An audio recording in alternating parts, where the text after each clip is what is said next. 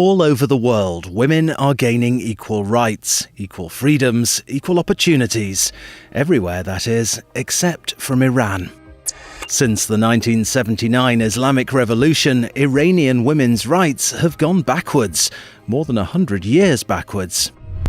In 1905, women and men together formed the constitutional movement. They protested against the ruling Qajar dynasty, demanding an end to tyrannical government.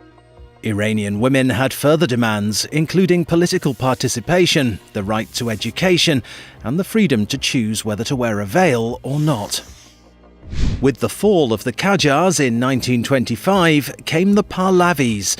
Their target was modernization and the acceptance of Western influences.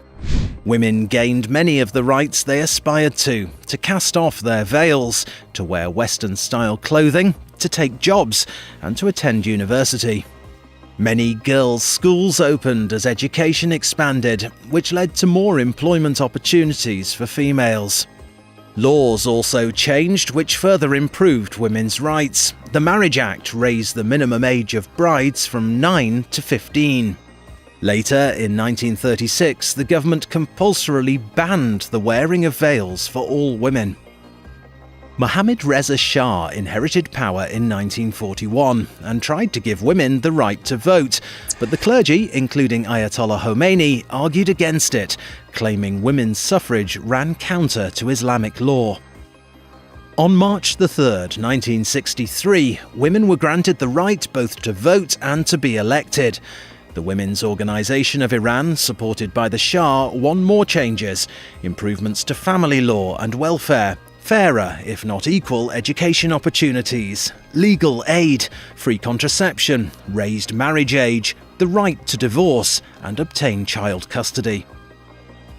Women supporting the Islamic Revolution were expecting more freedoms, but only days after the Shah's ousting, the Ayatollah repealed all laws supporting women's rights. Persecution of women activists became the norm. The chador became compulsory dress for women in public. Violators of Khomeini's imposed dress code received 74 lashes as punishment. Many Iranians hoped women's rights would improve with the election of Hassan Rouhani in 2013, but discriminatory law remains in place, and women still live life much as they did back in 1900.